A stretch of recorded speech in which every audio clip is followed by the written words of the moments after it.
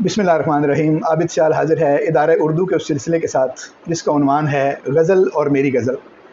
और आज इस गुफ्तगू के लिए मुझे दस्तयाब हुए हैं हमारे उस्ताद, हमारे दोस्त, बहुत अच्छे शायर जनाब सज्जाद हुसैन साजिद साहब। सर बहुत शुक्रिया, आपने वक्त इनायत फरमाया। शुक्रिया जी आपका। ये जो सिलसिला है सर हमारा गज़ल और मेरी गज़ल, इसमें हम गज़ल गो शुअरा से उनकी किताब के हवाले से गुफ्तगू करते हैं। और पेश नज़र ये होता है कि ऐसे लोग जो ऐसी गज़ल कहते हैं या ऐसा शेर कहते हैं जो काबिल तवज्जो है, उनसे ये पूछा जाए या उनसे ये बात की जाए कि कारी और नक्काद का तो अपना तासुर है पढ़ने वाले की हैसियत से, लेकिन जब आप लिख रहे हैं तो लिखने वाले की हैसियत से, यानी इस तरफ से खड़े होकर जब आप अपनी गज़ल को देखते हैं तो ज़ाहिर है आपका कोई हदफ है, कोई मौजू के हवाले से कि किस तरह के मौजूआत का दायरा आपको पसंद है, किस तरह के असालीब आपको पसंद हैं, आप क्या चाहते हैं कि जब आप शेर कहें तो वो किस तरह का होना चाहिए। तो जो अपना हदफ है शायर का, उस हवाले से शायर से भी गुफ्तगू करनी चाहिए। तो अपने दोस्तों के लिए मैं ये बताऊं कि किताब है सर की, इसका उन्वान है नमूद, और कुछ अर्सा पहले ये मंजर आम पर आई है, गज़लों का मजमूआ है। इसके हवाले से हम बात कर रहे हैं। एक तो मुबारकबाद आपको इस किताब के छपने पर, बारे दिगर पहले भी मैं आपको पेश कर चुका हूँ ये। और सवाल वही है कि जब आप अपनी गज़ल कहते हैं तो उर्दू गज़ल की रिवायत में या उससे पहले जो फ़ारसी की गज़ल है वो भी आपके पेश नज़र है, तो क्या हदफ है आपका कि आप किसको एड्रेस करने की कोशिश करते हैं? बिस्मिल्लाहिर्रहमानिर्रहीम। डॉक्टर साहब बहुत शुक्रिया आपका कि आपने मुझे बुलाया और ये आपके साथ गुफ्तगू का सादत नसीब हो रही है मुझे। जो सवाल आपने किया है, ये आप जानते हैं कि तख्लीकार जब भी कोई तख्लीक करता है या गज़ल, ख़ुसूसन शायर गज़ल लिखता है, तो वो किसी प्लानिंग या मनसूबाबंदी के तहत नहीं होता। वो एक ख़ुदकार किस्म का अमल है जो शायर अंजाम देता है, और उसमें मतलब उसकी मतलब एहसास जो है, जो सोच रहा है, जो पहली लाइन आती है, फिर उसके बाद मेरा जो नज़रिया है शेर कहने का वो ये है कि जो शेर का असलूब है वो बाद में आता है। ठीक है कि किस अंदाज में बात कही है, कैसे कही है। ठीक है। पहली बात यह है कि आपने क्या कहा है। ठीक है। यानी शेर में कुछ बात होनी चाहिए, कोई कहने की बात होनी चाहिए, और उसके बाद फिर अगली मंजिल जो है वो असलूब की आती है, शेरी जमालियात की आती है।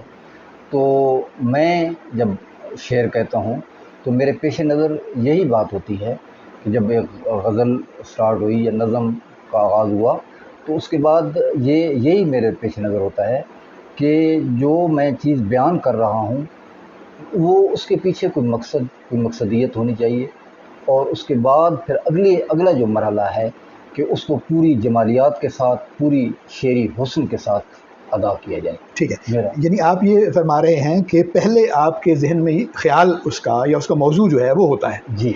तो ज़ाहिर है जब आप बात करने के लिए सोचते हैं कोई बात कि भाई इस मामले पर बात करनी चाहिए इससे, तो कुछ ना कुछ तो दायरा उसका मुतय्यन होता होगा ना। मिसाल के तौर पे आप मतलब आपसे कोई कहे कि आप अपना पसंदीदा कोई मजमून लिखें या अपनी कोई पसंदीदा बात करें, तो बहुत से जो दुनिया में मौजूआत हैं उनमें से चंद मौजूआत का आप इंतखाब करते हैं। जी। आप समझते हैं कि ये वाला मौजू जो है ये मेरे दायरे से बाहर है, इस पर मैं बात करता हूँ। तो बतौर शायर के आपकी तरजीह क्या है मौजूआत में, यानी किस तरह के मौजूआत पर लिखना पसंद फरमाते हैं? जैसे आप जानते हैं कि गज़ल का जो मौजू है वो सिर्फ वो पुरानी रवायती गज़ल जो थी, गुल बुलबुल और इश्क मोहब्बत और कातिल और उसखार के से काफ़ी अरसा हुआ है निकल चुकी है। जी। और ये गालिब से स्टार्ट हुआ और फिर हर दौर के शुअरा ने इसमें अपना हिस्सा डाला। तो गज़ल आजकल ज़िंदगी के तमाम मामलात के साथ मतलब वो डिस्कस कर रही है, और गज़ल में ज़िंदगी का हर मामला और हर पहलू जो है वो आ रहा है। तो मेरे पेश नज़र ज़ाहिर है गज़ल का जो बुनियाद है वो रोमांस है। ठीक है। और जो मतलब कि इश्क व मोहब्बत की बात है वो गज़ल का एक बुनियादी जौहर है। लेकिन जो बात अगर आपने कोई माशरती बात करनी है, कोई सियासी हवाले से कोई बात करनी है, तो उसमें भी ज़रूरी है कि वो नाराबाजी या किसी सियासी स्लोगन की शक्ल इख्तियार न कर जाए, बल्कि उसमें भी वो शरीयत और वो مطلب کہ ایسے انداز میں جیسے ہم دیکھتے ہیں کہ اس کی مثال ہے ہمارے سامنے فیض احمد فیض، کہ انہوں نے انقلاب اور رومانس کو آپس میں کس انداز میں آمیخت کیا. بالکل. تو میں بھی میرا بھی نظریہ یہ ہے کہ بات جو بھی آپ کریں، آپ ظاہر بندہ انسان جو ہے وہ اس معاشرے میں رہتا ہے، اس معاشرے کے معاملات سے، اس کے مسائل سے کٹ کے نہیں رہ سکتا. عشق و محبت کے علاوہ اور بھی جیسے کہ کہا گیا کہ غم ہیں اور بہت سارے غم ہیں، غم روزگار ہے.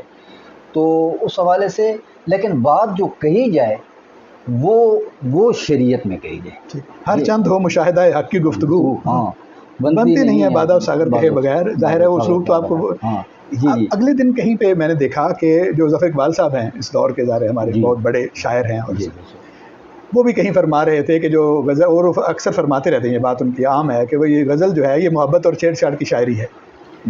تو آپ نے بھی وہی بات فرمائی کہ بنیادی طور پر رومانٹک شاعری ہے. تو کیسے اس رومانس میں پھر ساری دنیا سمٹ آتی ہے؟ اگر وہ بنیادی طور پر رومانس کی یا محبت کی شاعری ہے تو پھر دوسری طرف ہم یہ بھی کہتے ہیں کہ اس میں بہت ساری دنیا کی جو موضوعات ہیں وہ اس میں سمٹ آتے ہیں. تو اس ایک محبت کے دائرے سے یہ ساری چیزیں کیسے نکلتی ہیں یا اس میں کیسے شامل ہوتی ہیں؟ محبت مطلب کہ کائنات کا میں سمجھتا ہوں کہ کائنات کی سب سے بڑی ایک جو جوہر ہے وہ ہے ہی محبت کے ذریعے یہ معاشرے جو ہیں یہ زندہ ہیں، اور محبت کی بنا پر ہی یہ کائنات تخلیق ہوئی. اور اس میں ظاہر ہے محبت کی جو بھی بات کریں، جو بھی اس میں محبت کا اور دل سوزی کا عنصر ہو تو وہ پھر شاعر کی وہ ظاہر صلاحیت بھی اس میں آ جاتی ہے. تخلیقار کس لیول کا ہے، اس کا کیلیبر کیا ہے، وہ بھی آ جاتی ہے. تو کسی بھی بات کو، کسی بھی موضوع کو اس انداز میں کہا جا سکتا ہے، بشرطے کہ آپ میں وہ پوٹینشیل موجود ہے تو اس کو محبت کے انداز میں، تاکہ وہ فوراً یہ محبت جو ہے اس انداز سے کئی بات جو ہے فوراً دل پہ اثر کرتی ہے. اس میں وہ گداز اور وہ نرمی اور ملائمت ہوتی ہے کہ جو کرتی ہے. تو یہ تو ہو گیا موضوع کا معاملہ. وہ ظاہر آپ کی پہلی ترجیح ہے، وہ آپ نے چن لیا. اب جب آپ اسے بیان کرنے لگے ہیں تو جو اسالیب ہیں ان میں سے آپ کے پسندیدہ اسالیب کیا ہیں؟